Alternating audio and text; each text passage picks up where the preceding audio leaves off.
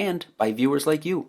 Visit photorec.tv/support to learn how you can support this show and join our community of photographers.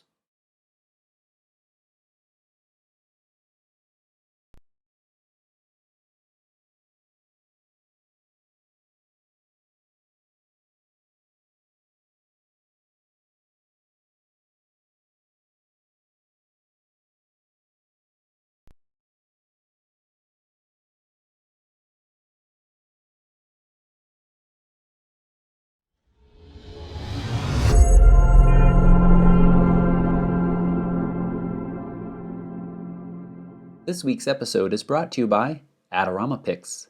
From photo books to prints on paper, metal, or canvas, Adorama Pix can help you to preserve and display your most precious memories. Hello everybody and welcome back to episode 95, Attacked by Bears.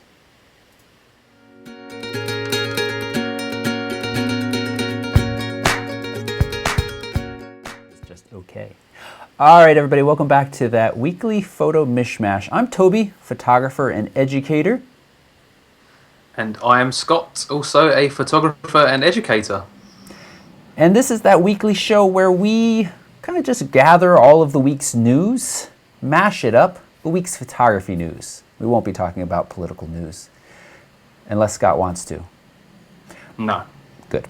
And share it with you, along with the winners to the weekly Instagram challenges and answering your photo questions live, plus some discussion topics as well.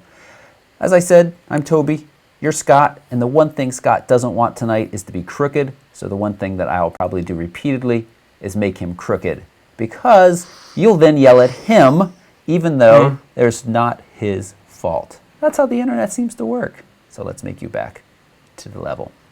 Seriously though, Scott, thank you for filling in last week. I know that was as tough in a lot of different ways, but I appreciate you doing that. Moving forward, it was my pleasure. I enjoyed it. Good. I'll put my screen back. I think I did already. I think I did. Didn't I? Have. Riley, is it crooked? Well, he'll tell me. I appreciate that. My travel schedule is increasing a good bit over the next couple of months. It's kind of crazy if you look at it. And you can, actually, if you go to photorec.tv/travel. That's a new page that I put up today that gives you an idea of some trips you can join me on in the future, along with the McKay Photography Academy. I'll talk more, because I'm recently back from the Moab, Utah trip, about that in a minute. But it also lists out some potential meetup dates where people can meet me. I'm going to be out and about.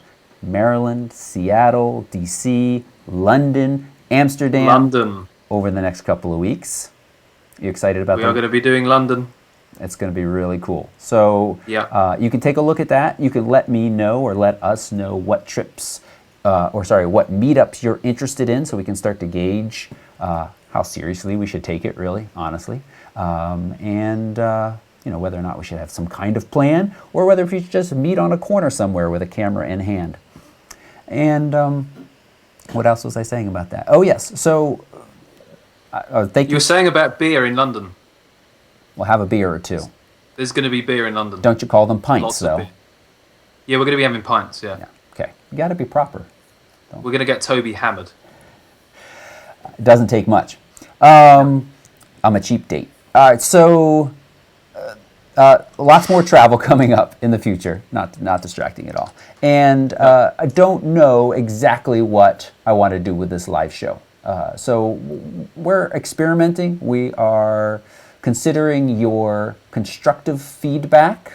And I think we'll be moving forward and continuing to bring you the best content that we're able to on this channel. So, thank you, Scott. And now the next part of the show, after we say thanks, is talking a little bit about Week in Review, or in case you missed it, stuff that went out on this channel that you might have missed. First, I've been to Moab, Utah with the McKays, and man, I had been to parts of Utah many, many years ago. I had not been to the Moab region. It has Arches National Park, Canyonlands National Park, Dead Horse State Park, and this was a shorter McKay trip, really just kind of 2 days of landscape and then 2 days of working with animals of Montana. but we packed the shooting in. We were up 4, 5 a.m. almost every morning and getting out because that's when the light was fantastic, trying to catch sunrises, although sometimes the clouds, said otherwise. But even, without catching a sunrise, the landscape opportunities there were just amazing. I mean, just around every corner there was something amazing to photograph, either on some really grand scale where you had these towering monoliths above you, or on some kind of macro scale where you had this ancient wood from a pinyon pine tree, half buried in the sand in the dirt, with little scraggly plants around it. I mean, it's just fantastic. And so thinking about travel and thinking about being able to travel with me in the future, I think about these images that I've been able to make on the McKay trips, and they just put you in these places where you kind of have to be, I was going to say your head up your ass, but that's a little too strong. I don't want to go that strong, but you really have to be going backwards to not make a decent picture in some of these locations. It's just fantastic. And then of course you have photography instructors standing next to you trying to help you, achieve the pictures you want. But these trips, or just trips in general, are pretty awesome. And I hope all of you out there who are able to do them, take some time, get out with whatever gear you have and get some pictures. You were going to say, Scott? They've just announced, David sent an email out today about some potential trips in Europe, in Croatia, in Dubrovnik, where I've personally been, and the scenery is phenomenal. It's incredible. Yeah. There's also a trip in Vietnam, and I am going to be emailing David every day until that is sorted, because I want to go on both of those. Those are going to be some serious trips. Yeah. I'm jealous. Yeah. That's anyone that goes on those. So you can go to photorec.tv/travel, and I'll have links to all of that, or you can just go to the McKay Live website, and we'll put that in the show notes as well. And again, I love traveling with the McKays, and I think it would be fun for you all. Every time you all fans come along on these trips, I have a lot of fun. They're just fun. In between taking pictures, I was laughing because somebody was being goofy about something, or we're just walking and talking as we're going to the next location to shoot. It's just fun. But what I want you to take out of here from bottom line is just go out and make some pictures somewhere with whatever you have. Don't get hung up on gear. Even though we talk a lot about gear on this channel, and it's exciting and it's fun, ultimately it's you that's making the pictures, and you can make a decent picture with whatever you've got. The gear's not holding you back. Sometimes we use that as an excuse. But with all that said, let's talk a little bit about gear on the table. Yes. So it leads nicely in. Here. The A6300 was the only photo camera I took to Moab. I left my Sony A7R Mark II, my 42 megapixel beautiful censored camera, behind. Why? Well, because I wanted to do a couple more videos about the A6300, and the best way to make sure I'm really comfortable with it is to force myself to use it. And I have to say, for general landscape and travel photography, I was 100% happy and didn't miss my Sony at all. There were no shots I needed to get in low light that I couldn't extend the exposure, so that difference between full frame and crop, the better low light performance of the A7R Mark II doesn't really matter. And there's enough detail in here to get beautiful images, and so I was really, really happy with this. A little less happy with it when we were shooting some of the Animals of Moab stuff, where you need fast bursts and kind of quick review. It's just, I still, a DSLR in those cases, so I didn't miss my A7R II in that case, but my DSLR in that case would be nice. But again, I'm very happy with the style of shots that I made in its place. The only lenses I took for it were the 16-70 and the 10-18. And Moab gave me a new perspective on wide-angle lenses. If you haven't watched that first vlog, you should, because I talk a little bit about that's a very suitable place to use wide-angle lenses. So overall, the A6300, very, very nice. Of course, it's got an amazing sensor, so I'm kind of saying, you know, go out without whatever your gear you have. This is a very nice piece of gear. You still don't even need this much just to make good images, but it helps. It helps. And then, sitting next to it, just arrived a few days ago, is the D500. This is Nikon's flagship DX camera. Nikon. Thank you, Scott. Nikon. You say Nikon, I say Nikon. Some it's Japanese. It's Nikon. The wrong people say Nikon. I've only shot with it a little bit, and first thing first, it feels wonderful in the hand. So balances so nicely. I've got the 70-300 on here right now. Balances really, really nicely with longer lenses. And the nice thing that Nikon always does is gives you so many manual controls and buttons. I mean, it's kind of it is antithesis of the A6300 in that there's not a lot of room for extra buttons on here, whereas the D500 has plenty of rooms. You've got an extra function button on the back, you've got an extra function button on the front, you've got a dedicated little joystick, you've got the AF on. I mean, it's just a lot. And it does have an articulating screen as well that is a touch screen as well. So again, I've just started using it. I like what I see. I don't have any red flags or issues at all with it. And I think it is the nicest feeling Nikon in the hands that I've held yet. So really nice. I'll be sharing more That's big talk. About that. Big talk? That's big talk. Most comfortable Nikon you've held. Yeah. Yeah. Oh, and Snap Bridge, which works great. I love that. Once you hook it up to your phone, you're out shooting, your phone's in your pocket, pull your phone out, all of those pictures you just shot are there, share them off to Instagram. That's what I like to do. So that's nice. Quite nice. And I'll be sharing Aaron more wants to about hear that. the shutter. You want to hear the shutter? Yeah. It's fast, but you know what's funny is I've got the A6300 on the table, which is just as fast, or a little bit faster.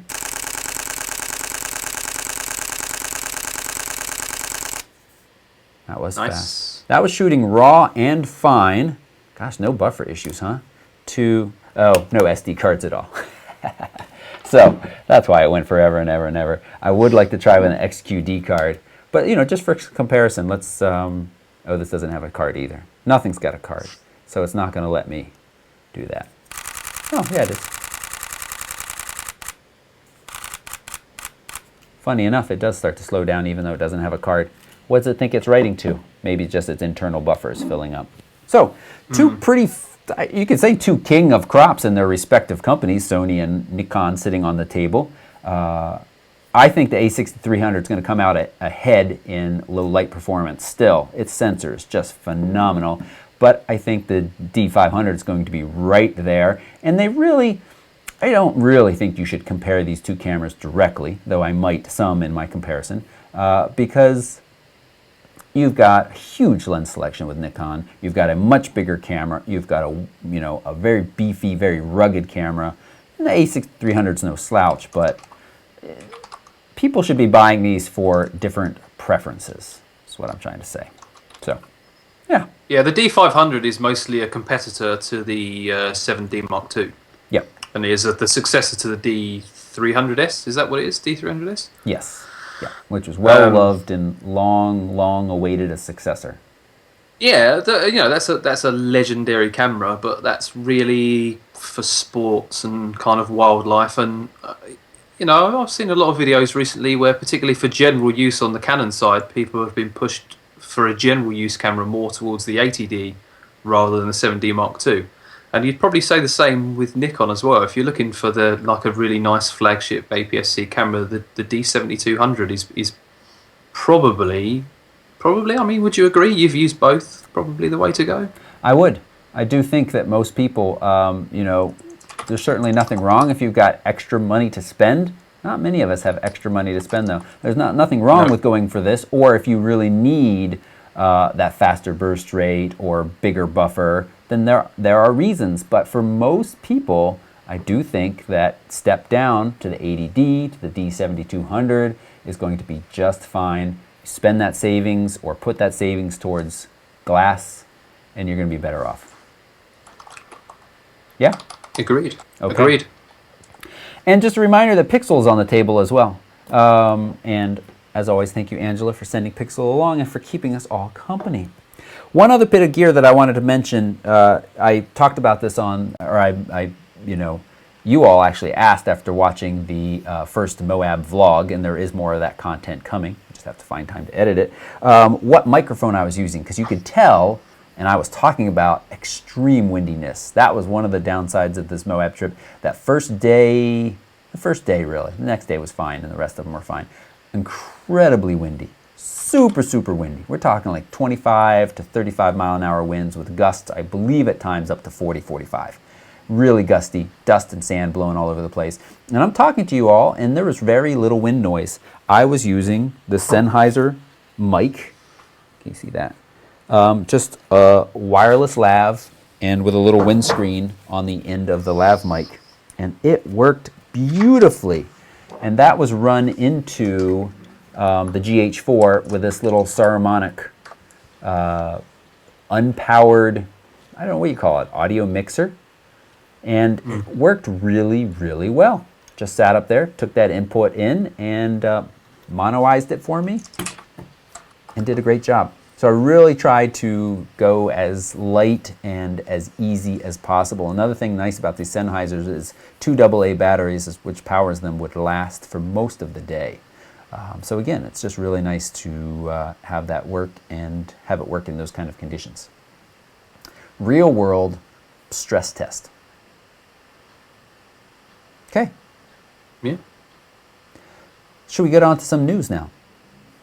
The news. Have we got Riley putting up a nice big huge thing of news? Yeah. Have we? The budget goes down a little bit when you ask if it happens. Because then it's like, you just got to pretend it's all going to work.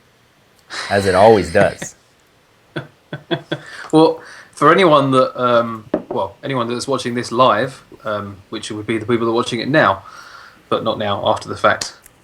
I'll shut up. Anyway, I can't see the live feed. I can only see Toby, and I can't see him through the main camera either. That's I right. can only see him through the crappy MacBook Pro camera on him, and the whole background's blown out because of the key light he's got and everything. So, if I put my whereas everyone else has got the beauty of me on this Asus screen. Although I would say I look a bit overexposed on that screen, so I might drop it down a little bit from here. Yeah, you are a little overexposed. All this is our fault on this end, not yours, though, Scott. From Skype, looking at you, coming directly to me, you look beautiful. That spiffy new haircut looks quite good on you. I like it. As we already discussed, specs, they're great. Thumbs up there, as you call them. But you're a little cool, and that's this crappy monitor's fault. And if you're crooked, that's my fault. So... yeah, I've just dropped it. I've just dropped the ISO down, and we'll see. Okay. All right, so the first hack we got, talking about video and things like that, is, you could talk a little bit more about this, a Sony hack to remove the 30-minute video recording limit and unlocks the language menu. Now, when I first read that, unlocks the language menu, I didn't realize the language menu was locked. But tell us a little more, Scott.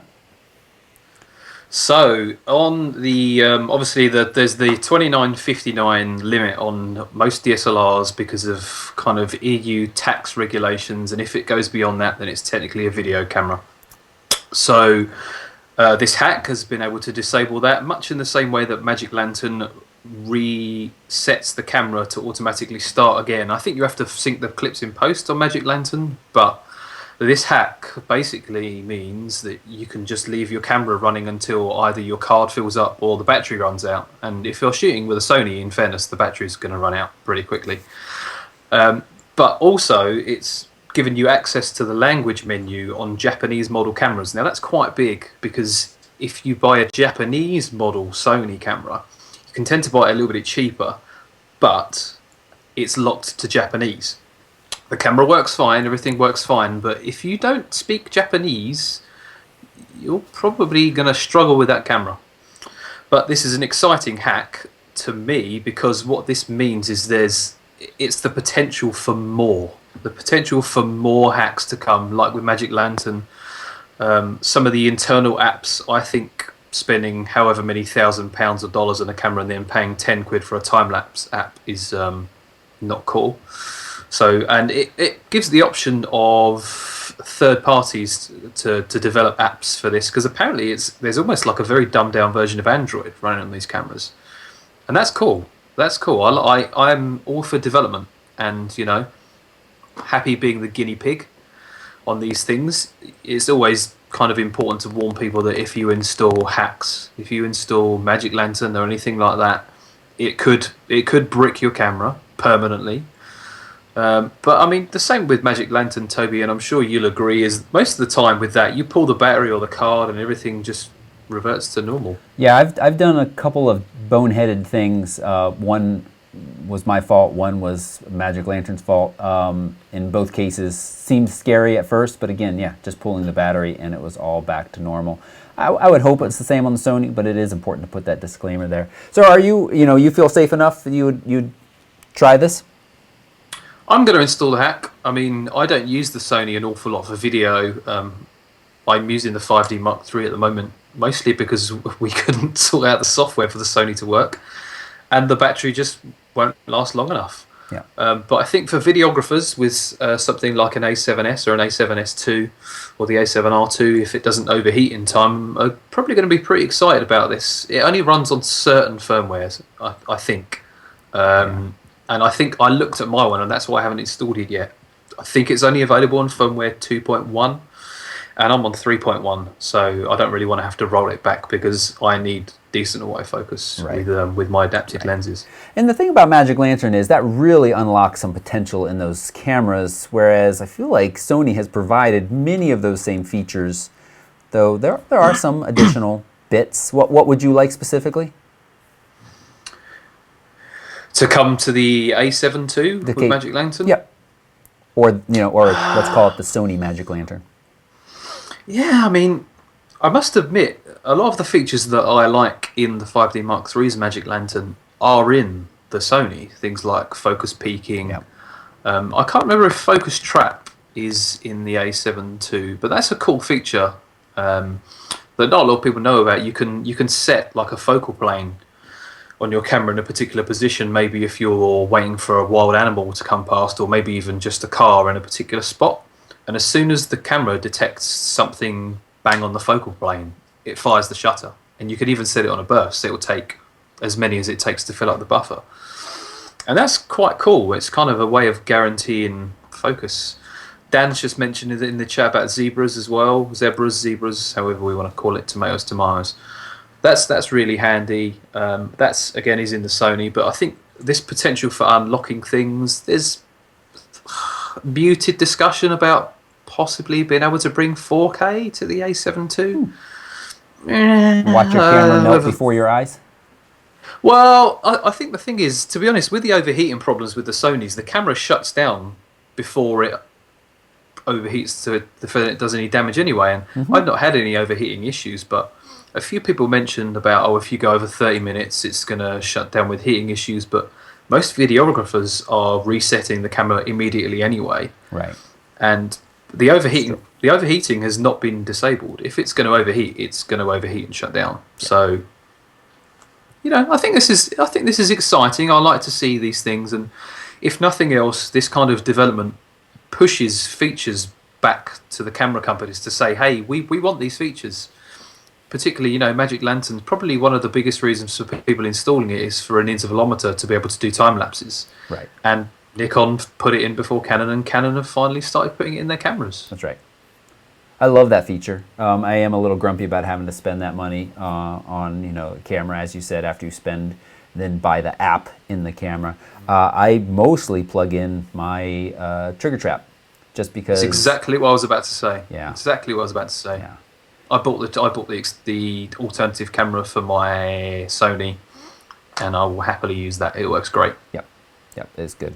All right, so let's move on to this next article, which I thought was interesting because it is a possible patent showing how Apple might add telephoto lens design to the iPhone 7. So one of the ways that smartphone manufacturers have been kind of upping the game in smartphone photography is the dual lens approach. The LG G5 does this very nicely.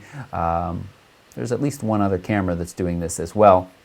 with kind of a dual approach, one lens wide, one lens more telephoto, and you can switch between the two, but you can't zoom. You just choose one or the other. Well, this patent shows that you might be able to get a folding telephoto lens design that could all fit in there without even actually making the phone bulkier.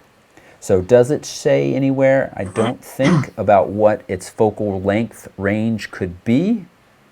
I would suspect that it would be a pretty minor change, maybe like a 2 to 4x zoom at the most. More than that in this next generation, I would be shocked. But I feel like this is the next big thing for smartphones, because up until now, really we've only had digital zoom in them, and that is pretty poor pretty quickly when you want to zoom in on anything. Yeah. I think with the size of the sensor and the crop factor, they've not got to put huge different parts for it to generate a decent enough zoom range. But I think it's going to be a big improvement, just because often people just pinch to zoom and kind of framing.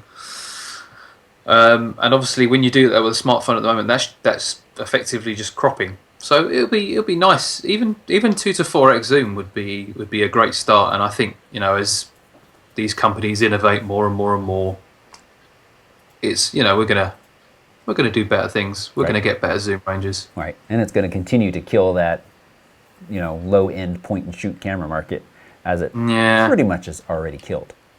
That's a dead market. It is a dead market. All right, so next article, and people in the group were talking about this earlier this week, Photo Crowd. It's an exciting new photo community that's now crowdfunding. And here's what Roy says about it. It's basically 500 pics with more contests. No watermark protection, and if you enter a contest with one, they will judge it down. I don't know what you mean by that, Roy.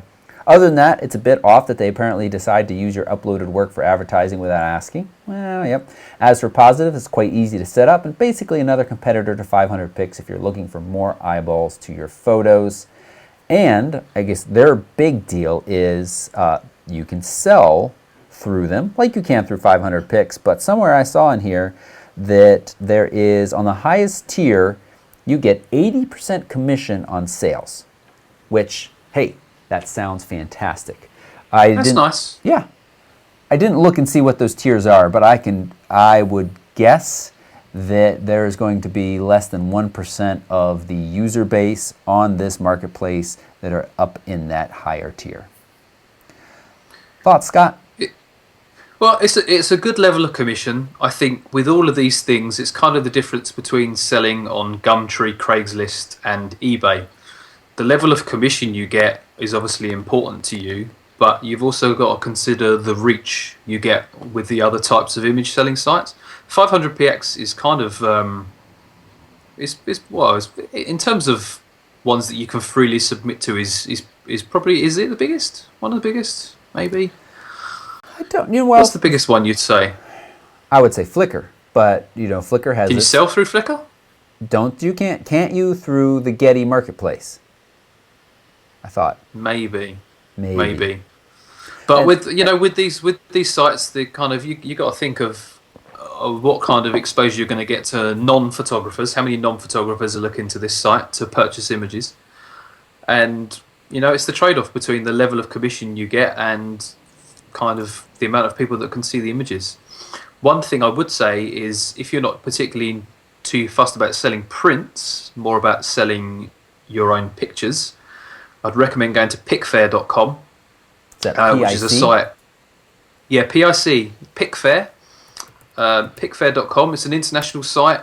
It's actually owned by a good friend of mine, and I met him through images to Picfair.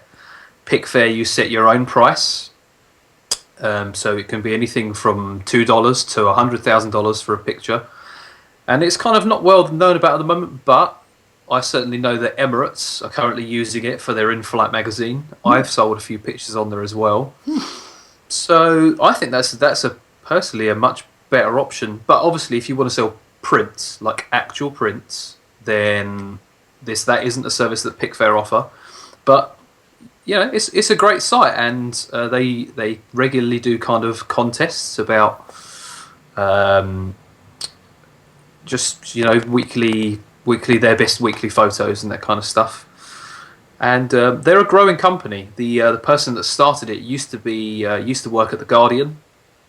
Okay. And he spotted a niche because a lot of photographers are not being paid an awful lot for their work, and a lot of people in the industry are feeling that they're paying too much to these firms for images. And obviously, if you sell an image via Getty, I don't know what kind of cut you make, but it's not a lot.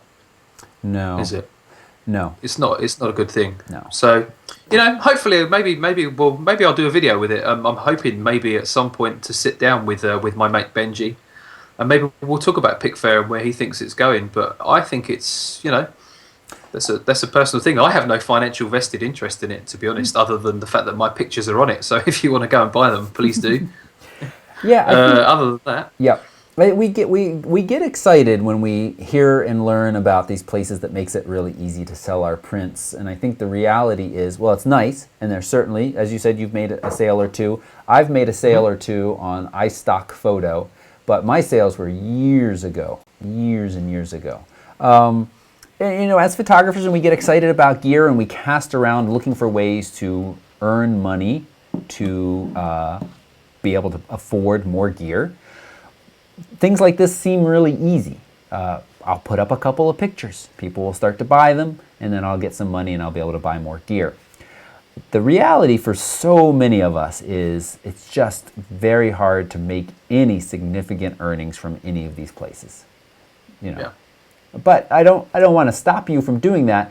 Not you, Scott, but people. Just be aware that it is very unlikely that any of these sites is going to have enough people looking for, certain types of images that come across yours and are going to want to buy them. Really, the people who still seem to make money in this area are either landscape photographers with an amazing name, Peter Lick is one big example, or serious stock photographers who have created an enormous catalog of work that not only is good, but is current too, because you see those images stock images start to look dated fairly quickly. And so those people that are making a living there are constantly updating those images and providing new ones and new styles of images to meet the current demands. And again, that's their full-time job. This isn't just like, oh, I'm making some extra money, taking a picture of a goldfish in a bowl in a white studio. So you just got to keep that in mind. I think. No, I'm done. Travel photos tend to do quite well on these kind of things, particularly, as I said, with Pickfair. I think a lot of the companies that use it are companies that do travel or kind of local magazines, and they're looking for stuff that will fill half a page of a glossy magazine that somebody's going to read on an Emirates flight, or Etihad, I know, use them as well. So, if you've got some good travel photos, stick them on there. The good thing about that is there's no subscription, there's no fee, and the only thing that you're really going to lose is maybe a small dent to your ego if nobody buys it. But other than that, I already gave them the talk, though, so their ego should be properly They gave the talk. Yeah. You talk, they listen. Sometimes. All right. Scott, if you can, catch up with that guy. I would be really interested to learn a little bit more and see if we can find out a little bit more of the behind the scenes, how many people are selling, and some general ideas like that. So we'll talk. He wants to chat. Good. Roy added a little bit more here. So you'll lose a contest if you have a watermark. If you're an honorable mention, they call out the watermark harshly for using one. There's no way to sell a print and have the watermark. Okay. That seems normal. 50% free, 80% paid for commission. All right. That does seem normal. Let's move on and talk about the first new RAW processor in a decade from On1. That's ON1. So this is from DIY Photography. This actually is all over the net right now because people are getting excited about this because of these press releases that got released. This fall, or autumn, what do you guys say in the UK? You say autumn or fall? We say autumn. Autumn. This autumn, On1 is going to release the first all-new RAW processor and non-destructive photo editor. So I guess their thing here that they're really trying to push hard is that Lightroom has been building off basically the same RAW processor for the last whatever, decade. And there's nobody else that really is providing this, although Capture One we were just talking about today, and you're going to be looking at a little bit more in a little bit more detail. Yep. My first thought is, great, competition is good. I would love to see some viable alternatives to Lightroom. It's certainly too early to say whether or not this one will be. Did you watch some of these demo videos? I did not. Okay. I didn't either. I thought somebody had said, though, that it looked a good bit speedier, because one of the common complaints of Lightroom is its speed of processing and working with these files. Even I'm now mostly doing my photo editing on my big iMac, which is spec'd out and can handle 4K video very nicely. I still watch it struggle with some of these images that I'm editing in Lightroom. I have the same problem.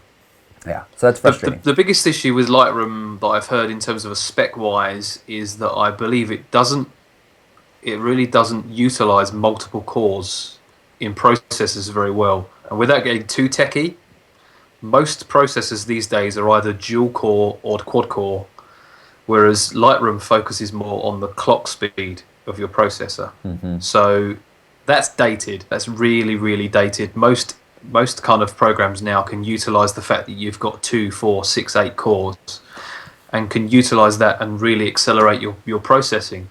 So you'll really notice how much better another program is in general use, but it's kind of, when you're exporting a lot of images, that's when you really find out how good the processor is running with your program. And particularly RAM as well, and Windows 10 does a really terrible job with RAM management. And Lightroom is That's disappointing. tedious. Right. It's tedious. Right. Well, so what we've started to do, though, is started to pick on the program as a whole and not so much its raw processor. It's one of those things where, well, again, competition is good. I was going to say, I think I'm perfectly happy with what Lightroom offers for its raw processing. The images look good to me, and I rely on myself to do most of that post-processing. But again, I'm excited about alternatives. Roger in the chat room says we really should watch these videos about the On1. So all of the show notes we're talking about are going to be linked right down below this video, so you can talk about them, or so you can go look at them a little bit more detail, and there's going to be a couple of headlines we just read out that you can go find out more information about as well. So on Roger's recommendation, you should go watch these, and I will go watch these as well. Go watch them. The and this feels like me being a little bit whiny, but as sluggish as Lightroom is, I'm extremely comfortable with it, and it works very well for me. It's taken me a couple years to get there, but its organization scheme, how I get pictures in and out, all works very nicely. And the amount of content out there that supports Lightroom learning, like if I have a question or if somebody else has a question, there's just so much learning content out there. And that's where some of these other programs suffer. And it would be nice to see something come along that offers a really good alternative that also has a good community built up around it. I know, On1 has already done, has programs that people are really happy with, but this is going to be pricier because it's going to be released as part of their $150 a year Plus Pro membership. But they do grant you a perpetual license to use the software. So so I guess you get updates over that year, but you still get to use the software after that year is up if you stop paying for it. How does that compare to the pricing of Lightroom and Photoshop? Well, I mean, here in the US it's $10 a month, so $120 a year for Photoshop and Lightroom together.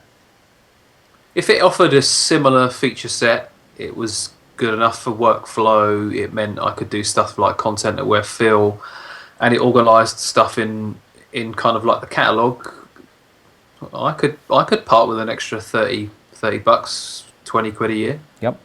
It does say it can act as Photoshop and Lightroom, and it does provide a catalog. I see that here in the import catalog, no import catalog as well. So, well, as they say over here, the proof will be in the pudding. What kind of pudding? What kind of pudding? Yeah. Sticky toffee pudding. Okay. Sounds good. Starting to move into the section of the news where we're going to talk a little bit faster and a little bit shorter. Nikon announces substantial delays for their upcoming series of compact cameras, including that key Mission 360 action camera, which looked quite good. In Moab, Nick had the Theta 360. It's a fun camera that allows you to do a little click picture and it's suddenly a 360. So they're a lot of fun. Facebook needs to support that natively though, and I think they will soon. I don't know. I'm not terribly surprised by this, but it does seem like these 360 cameras are coming fast and furious between Samsung's, LG, Nikon's is coming at some point here eventually, but is now substantially delayed. Is this going to be a bit like 3D, 360? That's a good question. Is this the 3D that never really happened and never took off anywhere? Just never took off, did it? No. I think Do you 360 think it might? is kind of... I think for the amount of power it needs to process it in post for it to look good. I can't see. It's kind of like the whole VR thing, and it's really being pushed at the moment, isn't it? But It is. I just huge. can't see it. 3D was the big thing. Everyone was big. I want a 3D TV. I want this. So I'm gonna. And who started shooting in 3D? No one, other than films. I went to see a film the other week. The new. God, I don't know what. Some action film. It wasn't even available in 3D at my cinema because nobody's paying the extra for the tickets anymore. Yep. 360 I think is cool, and I think it's definitely going to have its place, but I certainly don't think it's going to be the big thing. I agree. I don't think it's going to be the big thing either. I don't think that, in 5 years, wedding photographers are going to be capturing the whole wedding in 360. But there are certain aspects and applications for it that I think are very nice. And along with this push of VR and being able to use Google Cardboard or all of the different glasses of experiencing places, that's cool. So we'll see. I think it's fun. It is certainly Definitely, fun. don't get me wrong. I don't think it's going to have a place in the professional world. Well, you're playing the UK fuddy-duddy role right now, right? You guys are all fuddy-duddies. Fuddy-duddy? I don't know. Like you're just poo-pooing everything. Oh, yeah, but we're all snobs. Okay. But I think you're right. I think that it's not going to be nearly as big, and it's going to be quite some time before we're all running around with 360 cameras, if ever. I didn't poo-poo the Lightroom alternative. I said that would be good. That's true. Sorry. Yeah, I'm happy with that. All right, next quick story. Rolocam has introduced a Hercules. It's a pocket motorized dolly. I think that's all I'm going to say about it. It runs along a little track. I've got the Capture Beyond Limits Nebo Motion slider. That thing will set up and be very long, but my issue with it is even in a very long, it comes out to be over 3 meters. Is that right? No, sorry, over a meter. Over a meter in length. And I still struggle in getting set up a time lapse where that motion really feels interesting or significant. So this really tiny one, I'm not so sure. But for some video shots, that's kind of nice. It definitely can add a little something to your shot. And I like that it is just powered by regular old batteries. Did we leave the 5D Mark III rumor off of the show notes? Oh, 5D Mark IV rumor. You did. You mentioned it, but then we didn't actually put it in there. Let's talk about that a little bit more. So the 5D Mark IV, you were a little grumpy this morning when I woke up. See, that's also why I'm thinking of the 5D Mark IV. Maybe you didn't get enough of your sticky toffee pudding. Is that it? I had my Weetabix again, which most people over there don't know what the hell that is. But I really like that the show is international now. Brings a whole new flavor. Different dynamic. Yeah. Different dynamic. There's a lot of food references this evening. You must be hungry. I am. Did you not eat mac and cheese? Riley had mac and cheese. I did not. Back on task. Okay. 5D Mark IV, you were a little upset this morning. I'll pull up the Canon Rumors post. Yeah, I mean, it's rumours, but Canon rumours are normally pretty accurate. There was nothing in there that I felt would tempt me to upgrade from my 5D Mark III. Nothing. There was a small megapixel upgrade. The autofocus system seems it's got 4 more points. Maybe there'll be a slightly better dynamic range, a slightly better ISO performance, or something like that. But this feels like a D800 to a D810. Is it worth the upgrade? I think you're being a little harsh here. I can hear, looking just at these specs, I can hear some I can understand some disappointment, but I do think that the dynamic range will be a noticeable improvement because we're seeing that in the 80D versus the 70D. So the sensor design has changed. So it's not just a bump up in megapixels, but it's going to be a bump up in megapixels plus better dynamic range, and also low light performance should be better as well. I think, as we said again, the proof will be in the pudding with the video specs. If this doesn't have 4K video, videographers are just going to dump Canon. I think it will now. At this point, when my issues, when I first said to everybody, I doubt that they're going to put 4K in it, that's when I thought it was going to come out last fall. There were rumors that, it was going to be released in the fall, and I was like, I don't think 4K is going to be in there. Then I started to hedge my bets a little bit, and I said, if it comes out in the spring, 4K is quite possible.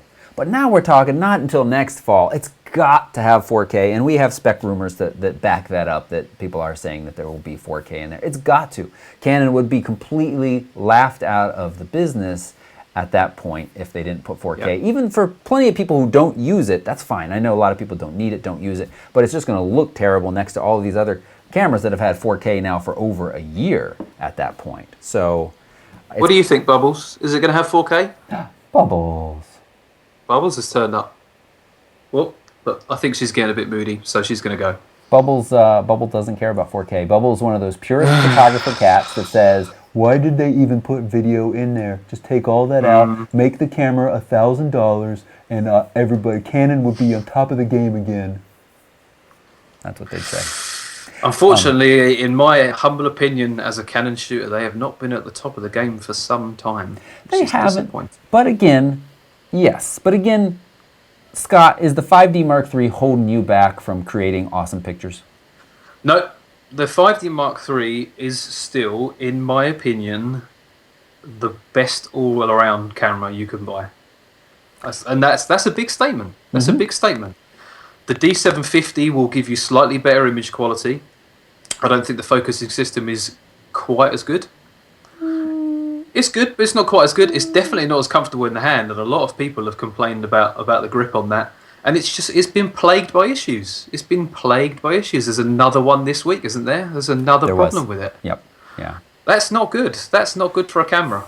I think the 5D Mark III is 4 years old now. It is still pretty much the wedding photographer's choice at least on the Canon side.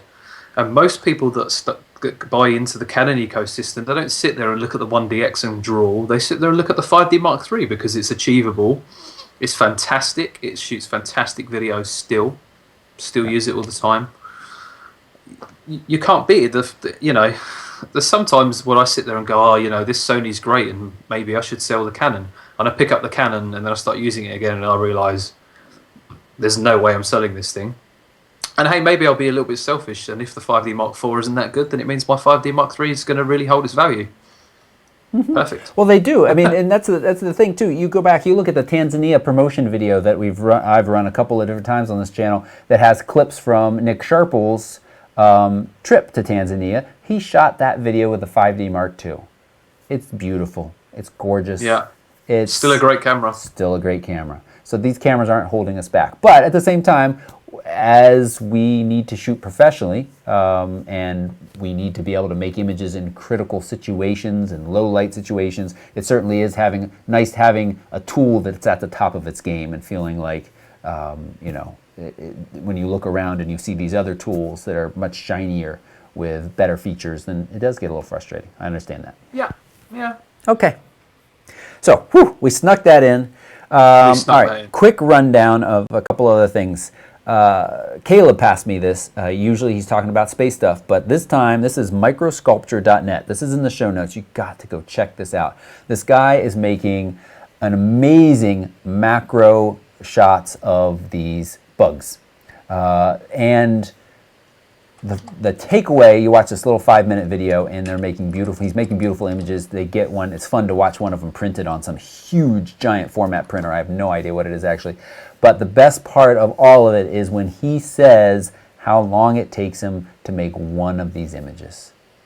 It is months of work. because he takes the idea of focus stacking, where you take multiple images at different depths to achieve a very macro shot that is sharp from front to back. He takes that idea and runs with it down the street, down the block. Just, it's amazing. So you should go watch that. We've got a Canon patent for a 50 to 300 DO for EFS and EFM lenses. Is the DO the super expensive ones? The DO is the super. It's the diffractive. Is that, what does the DO stand for? I was going to say diffractive optics, but I don't remember. Does it tell me here? Yeah. No, I don't remember. So, that's a nice range, and the thing is with that is that will be a supreme quality lens. it should be. It's a nice range. It's probably going to be huge, though. Well, it's with just, that kind if of it's going to range. be an EFM lens as well, they can't make it too huge because that's going to feel really funny unbalanced on those. Well, maybe there is So- a full frame mirrorless coming from Canon. Maybe. That's the other thing that I just doesn't seem like Canon is quite got it enough to say, yes, we believe in this mirrorless, and here is one. Please don't stop buying our 5D Mark IIIs and our 5D Mark IV. Maybe they will debut it at Photokina. Maybe they will. And Scott, Maybe you I will likely get my be hands on there it. and covering that for us. Thank you. I will be. One last story about Canon. Their quarter one profits, 2016 quarter one profits, have taken a little bit of a plunge, hit by weak printer and camera sales. Well, Canon, if you don't release a camera that a lot of people are excited to buy in the last quarter, that's going to happen. And printers. People are printing less and less. That makes sense. And you should print someplace like Adorama Pics. Facebook is possibly working on its own camera app to win back users. I don't know if we care. Scott, do you care? No. Okay. Link to BBC, that's fine. That's all we need to say. BBC Food Photographer of the Year. Some fantastic images in there. Take a moment, look through those. Some very good inspirational content. Some ideas for different angles of the shot. The ones at the kids' table, it's just a straight down shot. It's great. Looks good. And Instagram appears to be testing a black and white interface in its smartphone app, which is kind of a neat idea. I like that. I like the idea of an interface where you're looking at a lot of pictures to be as clean and as simple as possible, so you can really focus on the pictures. And you should follow Scott and I on Instagram, because that is actually where I share the majority of my pictures these days, is Instagram. And I just, it's fun. It's fun. I'm pretty active on there. Yep. You know, I know I'm not the main guy, but you know, there's more than just Toby in your feed. So you know, That's right. give me a little follow. There's reasons to follow Scott as well. Before we get Definitely to photos from good space, I want to talk briefly about Adorama Pics, who happens to be one of our sponsors this week, and talk a little bit of photo books. Scott, have you ever gotten a photo book printed? I have got a photo book printed. They are nice. What was the content of your photo book? It was a family, a shoot for a family that are good friends of mine, and I didn't tell them I was doing it. They paid me for the job, and I had priced it in anyway. And when the next time I went round theirs, I just left it on the coffee table, and they picked it up and said, "What's this?" And it's something that they now can leave on their coffee table when people come round, and it's really nice. That is really nice. That's a great coffee table books. A book you take to work if you have a day job. I got this one of a little vacation that I took many years ago in Costa Rica and Panama. And just, you know, it just laid out so nicely. I've got a video that shows you how to lay out these books. I took it to work when I still had my day job and left it on the desk for a little while, and people were blown away by still, displaying your work in a photo book. And it's just so easy, and it's a lot of fun, and it looks beautiful. So they're affordable too. So I think the two hang-ups a lot of people have is, one, you know, I don't know how to put this together. They're incredibly easy, and Adorama Pics just has drag and drop. You basically need to figure out what pictures you want, and you just drag and drop them in there. And two, they're affordable, and they can be even more affordable with a 25% off coupon that I have for you all. That is PXPRBK25. I know that rolls off the tongue. That'll be in the show notes right down below. That'll save you 25% off a photo book from Adorama Pics, and you have the next 2 weeks. So set a little calendar reminder right now to say, in 3 days, gather up the pictures I want. And then in 4 days, take baby steps. And then in 5 days or 4 days, say, start to put them together in a photo book. That way, it'll give yourself enough time to do the 2 parts you need. Pick the pictures, get them all in the book. Definitely, when you're doing a photo book, you have to consider that there's quite a few images in there and the layout. I think the layout with photo books is, if you're using them to tell a story, is kind of important. So if you are going to do it, definitely take the time to get that right. Yep. And I mean, you could do simple things, simple ideas of like your year in review. Pick your favorite pictures from 2015 and, one for each month or 2 from each month. Or your kids over the course of the last couple of years. They can make nice presents, and of course, coffee table books, as we said. Vacation is super easy, just kind of lay it out. You could do over time of that vacation from point A to point B to point C, or you could have sections of the food you ate and the beaches you laid at, or the ruins you saw. So there's a lot of different ways that you can put these together, and they're a lot of fun. And as I said, you can now save 25% off. Good for 2 weeks, starting from today. So we think That's a good saving. It is a good savings. And thanks Adorama Pics for sponsoring this show and providing that savings to you all out there. Let's talk about photos from space. We actually have a bunch of links. We're just going to talk about this one right here. And Goddard, NASA's lunar... Whoa.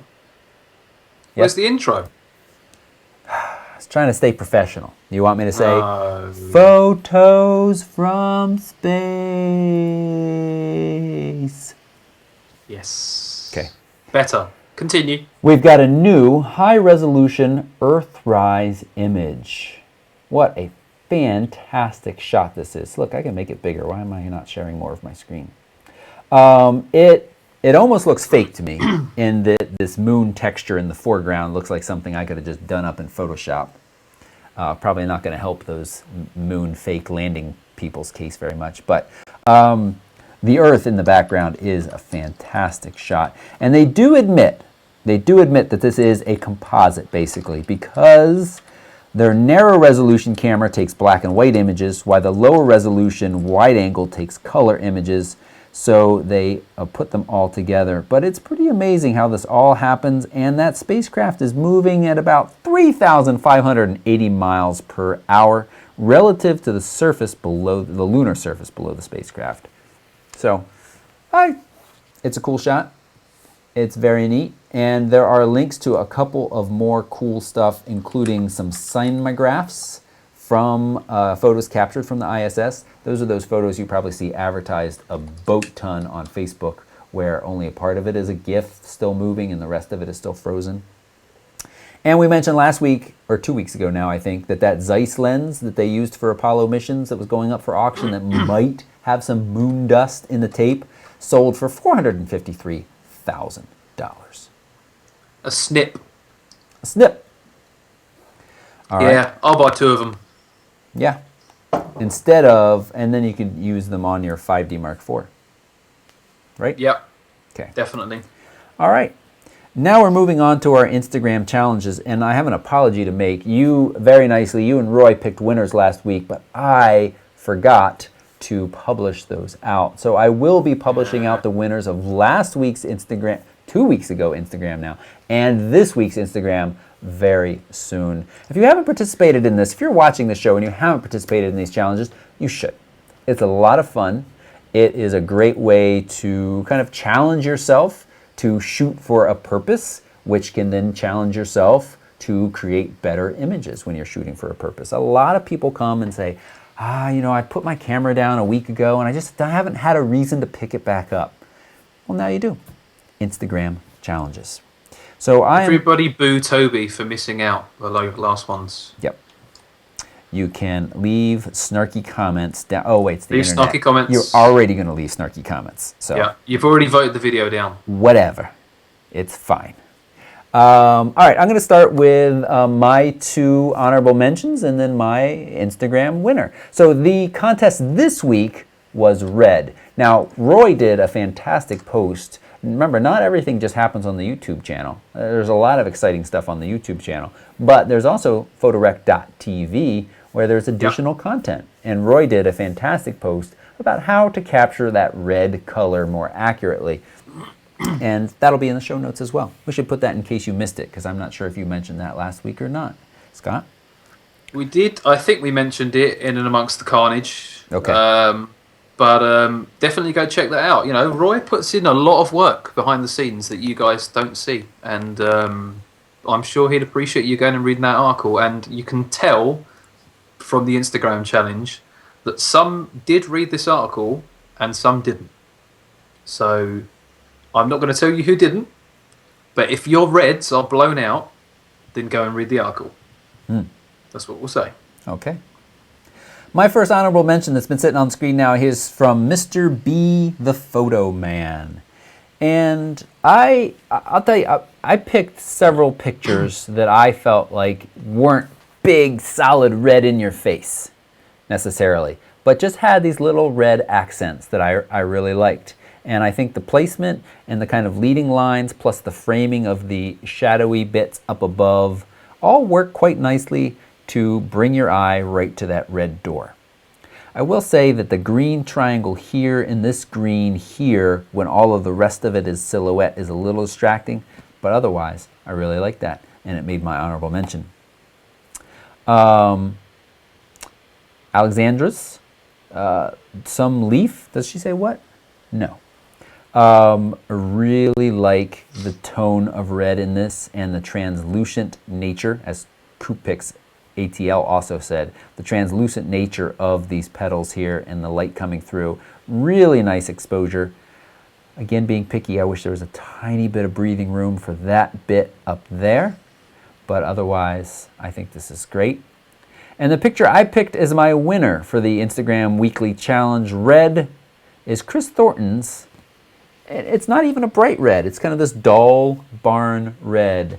But this image works so nicely, and the placement of the barn in that lower bottom third, lower bottom is a redundant statement there, so lower third, I really like. And I think this is a fantastic image that caught my eye when I was looking through the thumbnails, and it is my pick for winner. So thank you to those folks who participated, and now Scott can't see my screen, so I'm going to pick... I can't see it. I'm going to pick your first honorable mention here. Actually, give me a second. It's from Ursula? Yes, that's Ursula's. Tell us what you like about Ursula's, why I get the rest of them on the screen. I like the fact that I really like the little reflection in the water here. I like the way that it's been well composed for the square Instagram crop.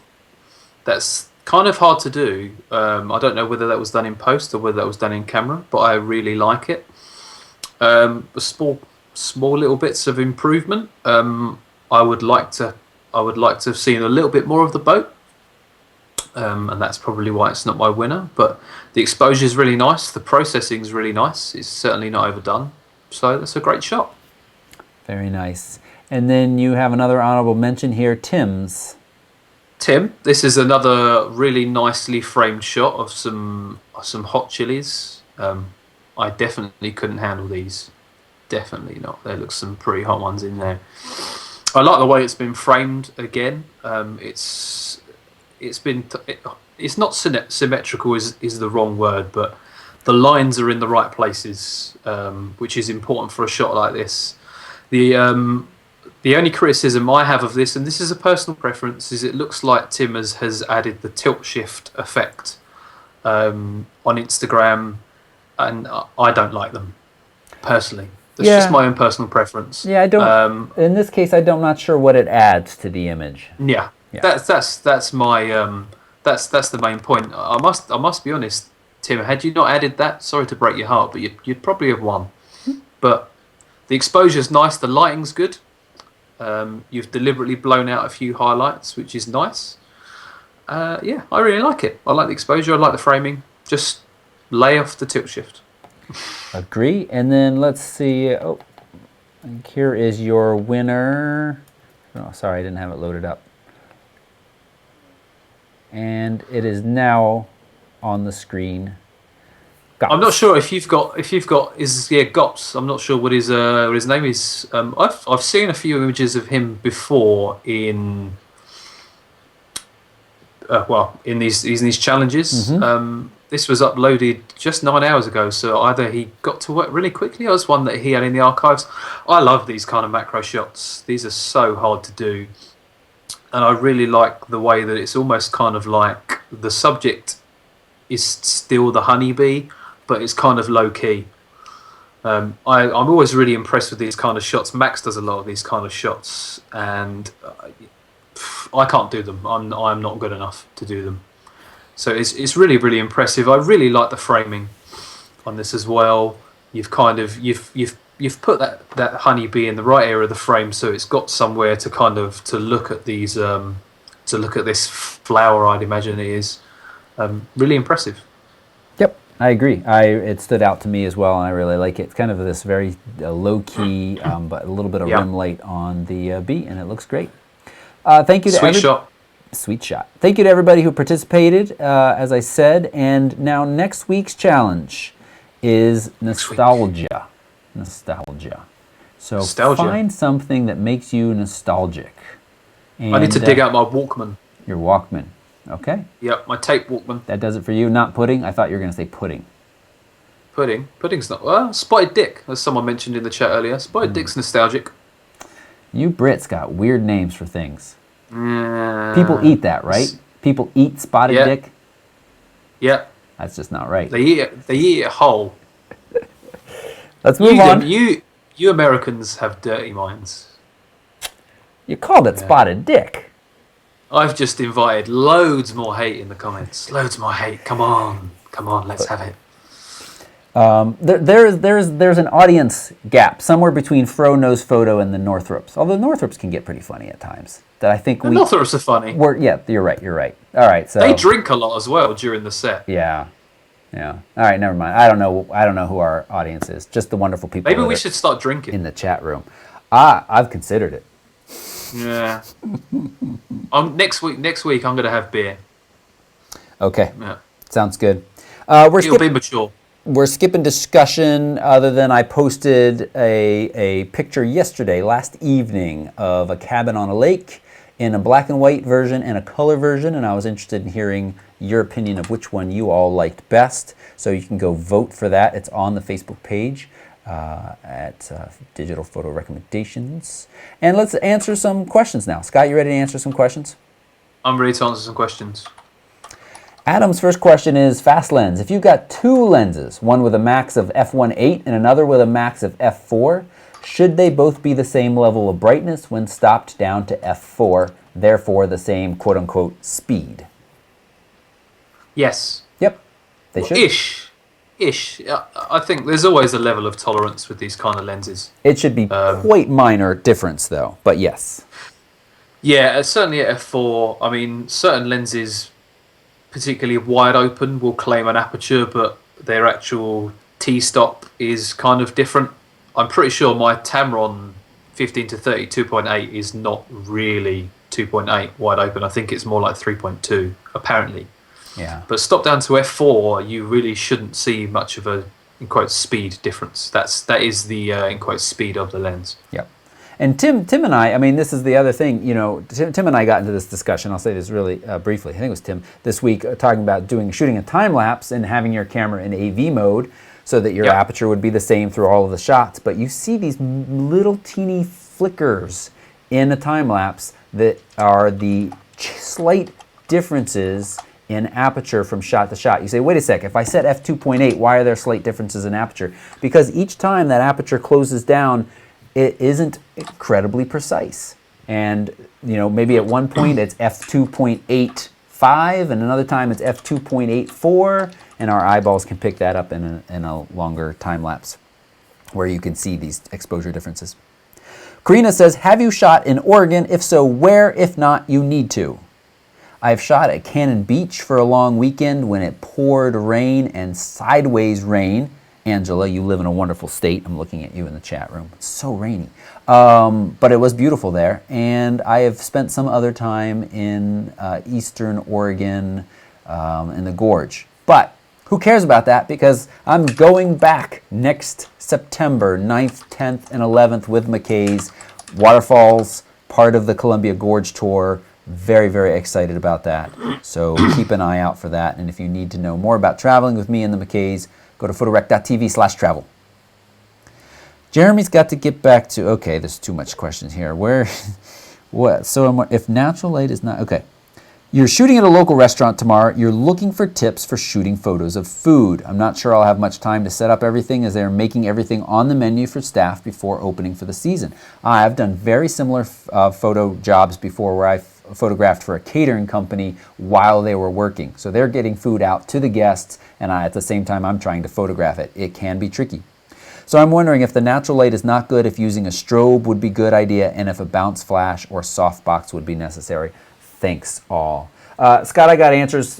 Jump in at the end if you've got anything to add, but natural light would be my absolute preference. If you can, set up, give yourself a little space by a window with a little bit of a white card or reflector to bounce a little bit of light to keep that light even, that would be great. But if the light from outside is crap or it's after dark, then an off-camera flash would be fantastic. And again, just bouncing it and trying to kind of make that light as even as possible would be my preference. Anything to add to that? I would definitely say if you have the option with food of using a softbox, definitely use a softbox. And then I would either try and get some kind of something white and reflective on the other side, or if you have a reflector available and someone to hold it just to fill in, just as a fill light on the other side, that would really, really help. Much better than just an off-camera flash. But if bounce flash is all you have, it's going to be a hell of a lot better than cranking your ISO up to like 6400. So Yep. Keep it clean. Daryl wants to know if I've had a chance to use the Auto AF fine-tune functions on the D500. I have not, but isn't that slick where it's smart enough to use its live view AF to help calibrate viewfinder AF? So I will be looking into that more, Daryl. Emmanuel wants to know if we think the A7 Mark III will be announced in 2016. Scott, I know you were nervous. There was a Sony announcement, or there was rumors of one. Whatever came out of that? I think it was some absolute monster video camera. Yeah, okay. There was rumors about the Sony A9 in quotes, but nothing. Yeah. Do you think we'll see an A7 Mark III this year? I hope not. Otherwise, my A7 II is going to plummet in value. Yeah. I think Sony have kind of chilled out a bit now. I think the initial A7 line was kind of similar to the Galaxy Note #1. It was like putting the feelers out to see how well it went. When they quickly realised there was a good market for it, they rushed to get something a little bit better out onto the market, which is when you got the A7 II, the A7S II, and the A7R2. Yep. And they're selling really, really well still. The A7R2 still seems to be most people's draw-at camera. I'm really happy with the A7 II. The A7S II, again, is phenomenal. So I think while Sony can sit focusing behind the scenes on research and development again, they'll let it ride a bit. I would expect maybe the very end of the year or early next year we might start to see murmurings of an A7 III. I agree. Yep. It could happen sooner, and then people are going to go back to saying, all Sony's doing is pumping out the cameras. But Scott, I think what you just said is accurate. Sounds good. As a few people have said in the chat, dual card slots would be nice, and I think that would be what would possibly convince me to completely switch over to Sony if I could get dual card slots. Yeah, I don't see them doing this in that A7 line anytime soon. Maybe not. No, but it would be nice. Yep. I think we're going to cut questions there and answer the rest of these in the after show. So this is the part of the show where we start to wrap up and say it's gone on long enough. Thank you all so much for watching. We now move into the after show, which if you're watching live, you get to continue to watch along with us. We get maybe a little looser, a little sillier. Scott might explain to me exactly what spotted dick is, although I'm not convinced I want to know. There's also been I multiple... might swear. What's that? I might swear. You might swear. There's also been I multiple swore a lot in the requests after for show me last week. to put my head behind this monitor so that Scott's head will be on my body, and who knows what will happen then. Nothing good. And of course, answering these questions plus critiquing the Patreon group. And I just, again, want to say thank you to you folks, the Patreon supporters who support this show and this channel. And I hope in return you feel like you get good value with the Lightroom videos, you get the support group where you get your questions answered, and you get these weekly critiques that we do in the after show as well, where you get to stick your images in there and then hear some thoughts about what could make them a little bit better, so that you become a better photographer. You can learn more about how to support this channel at photorec.tv/support.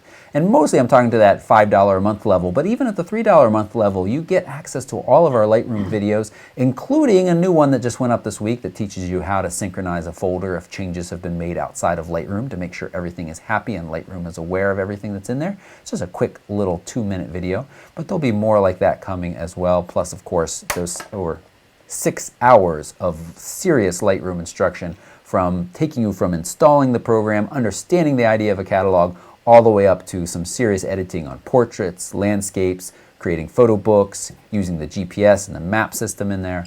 It's all there. Yeah? Yeah. Agree. So, thank you all so much for watching. If you haven't already, take a moment to hit the thumbs up button. And if you haven't already subscribed, it's always appreciated if you do that as well.